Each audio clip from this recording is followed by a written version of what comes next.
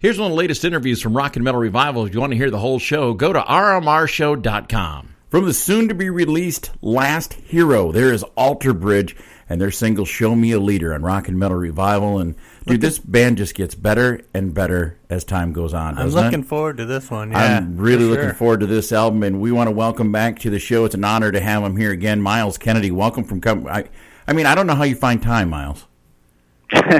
Well, we've cloned me. There are two of me now. Oh, nice. NASA. We worked with NASA, and we built a. No, I'm just being a smartass. That would be cool, though. You got to be the busiest guy in professional show business. I swear to God, you're always doing something. Well, it's been a busy few years. I mean, I know there are other guys out there who work just as hard, but I've been very lucky for the last 6 years. I'm not complaining. I don't blame you. Hey, I really am digging Show Me a Leader, and I want to know from your perspective, how do you feel that this new release matches up with the others in the Alter Bridge catalog?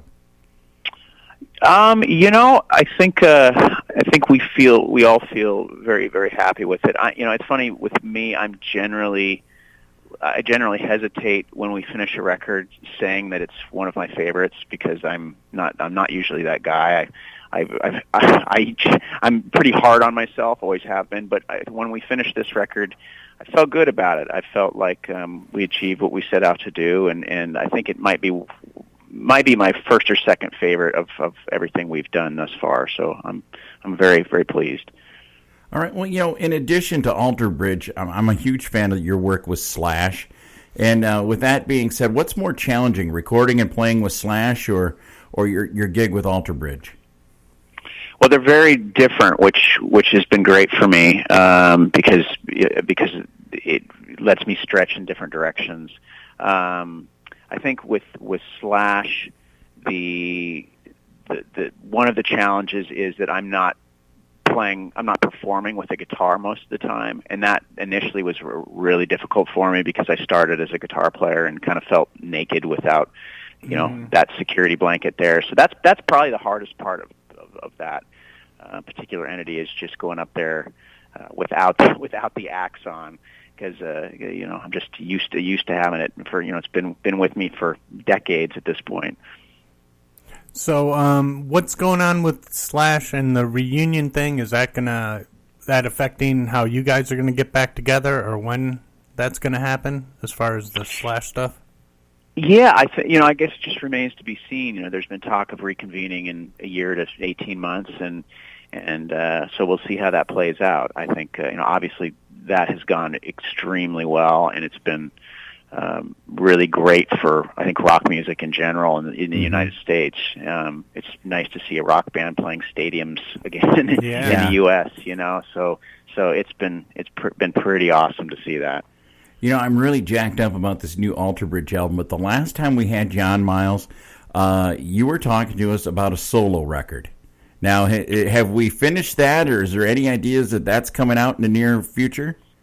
Yeah, it's funny. I just before you called, I was checking another mix that Brian, the guy who's doing the record with me, sent me, so yeah, it's pretty much in the can, as they say.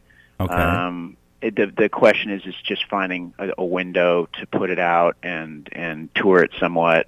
And so I guess I'm just waiting to see how this next Alter Bridge cycle plays out, as well as what the future holds for Slash and the Conspirators, and then we'll see. So on your solo stuff, is it going to sound like either of those, or is this going to sound totally different?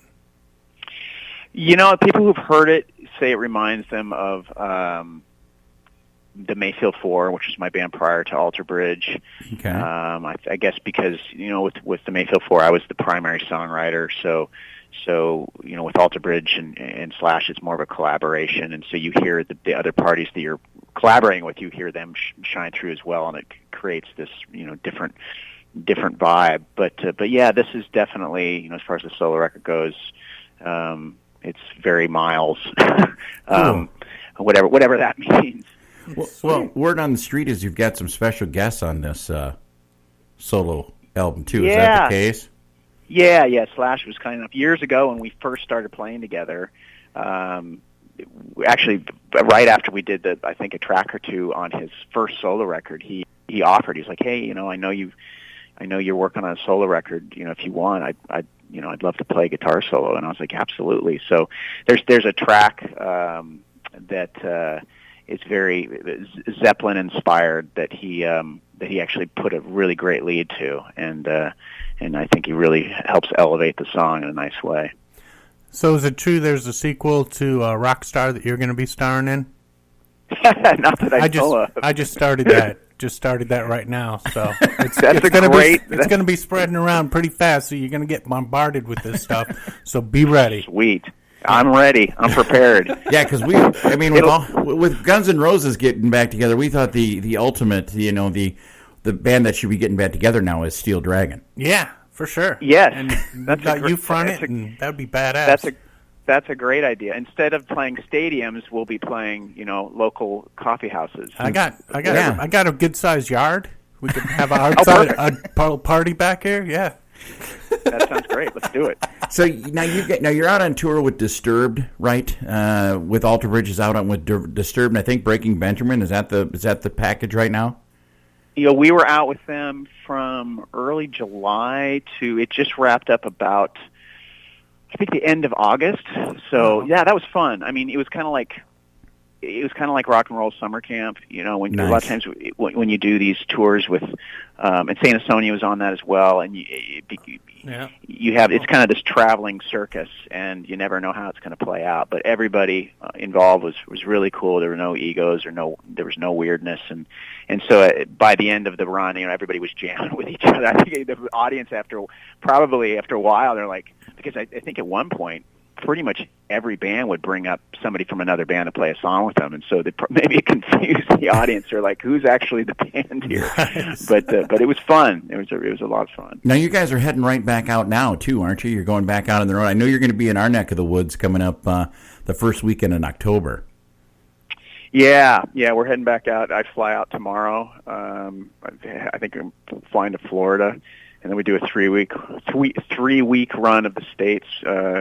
Before we head out to Europe for the rest of the year, so yeah, it should be fun. Plenty of places for us to catch Alter Bridge. But I one question I want to ask you about heading over to Europe, Myles. I watch these things on Access TV, and I see a band like you guys playing in front of 18,000 people in Europe, and then you come back here in the States, and you guys, unless you're playing a festival, you're kind of playing a smaller kind of venue. Why do you think that is? I mean, why do you think over in Europe? I mean, I think Alter Bridge should be one of the biggest bands on the radio, and I just don't see you getting the airplay. Does that bother you at all? Well, I mean, it's always kind of been the case for us, and I think that I just resigned to that years ago, and it's actually, it's fine because I feel really lucky that we can go to certain parts of the world and be an arena level band. And in some ways, it's kind of cool, that you go other places and it's a totally different dynamic because it kind of helps you stay on your game. Mm-hmm. Because playing a theater or a club is a very different dynamic to playing an arena. There's a certain connection that you feel with the audience, and I think that it just kind of makes you think differently about how you're going to approach that as a performer. But yeah, as far as the amount of airplay and the following we have in our home country, that's just, I think some of that's just the climate of hard rock in particular. There are only a handful of bands that can even play arenas that are hard rock bands, and generally they go out as package deals. America. I don't know if America is just afraid of loud guitars or what, but it's just not what it was 25 years ago. Yeah, that's for sure. So on your solo album, is there going to be any songs that might feature the cowbell? Or on the new Alter Bridge? Yeah, we got to know about the cowbell, man. That's what we're all about. If you did, are you lobbying for a cowbell solo on one of them? Yeah, exactly. Dude, I got no rhythm whatsoever. I'd fit in perfect on the cowbell. Well, perfect. Let's do it. Well, here in Wisconsin, Miles, everything sounds better with cowbell. Oh, of course. Yeah, Everything sounds better. We add it to everything. Everything, yeah. So dinner, lunch, whatever. Yeah, It's got to have cowbell. You hear a cowbell, you're thinking dinner time. Yep, Yeah. exactly. Nice. So Got people drooling right now. exactly. Yeah. So, hey, Miles, if people want to catch up with you and find out what's going on and keep up with latest what's going on with Alter Bridge, where's the best place?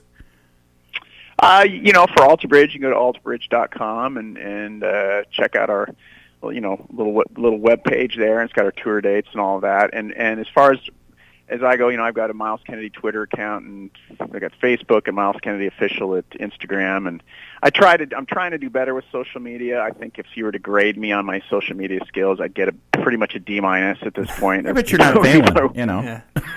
Well, at least I'm not failing. That's a Yeah. good point. That's Yeah. a good point. And that's what my dad said when I brought home my D-, report card, in high school at not enough. geometry. Yeah. He said, at least you're not failing geometry, Miles. But, yeah, so I was terrible at geometry. I don't know about you guys, but And it comes in so handy. I mean, you use it every day, don't you? oh, absolutely. That and trigonometry, totally. I mean, these are things you got to use every single day. Exactly. Well, hey, Miles, you're going to be up in our area of the woods. We hope to catch you up here, and we want to thank you for taking time to come on Rock and Metal Revival. We're going to play a song called My Champion. You want to tell us why you picked this one? Yeah, My Champion has kind of proved to be, for people who've heard the record so far, it's a song that seems to be jumping out to people. It seems to be a fan favorite. And it definitely, from a sound standpoint, kind of touches on what we did years ago, say on Blackbird, and some of the earlier records where where we're not afraid to be somewhat anthemic, and it's not quite as dark. But yeah, lyrically, it's inspired. People who've heard it say it sounds like something that a parent would say to their child to kind of help them persevere and kind of push through some tough times, and so hopefully people will enjoy it. This is My Champion. All right. Thank you, Myles Kennedy. You're always welcome back here on Rock and Metal Revival. Thanks, guys. To catch the whole show of Rock and Metal Revival, all you have to do is check it out on these affiliates.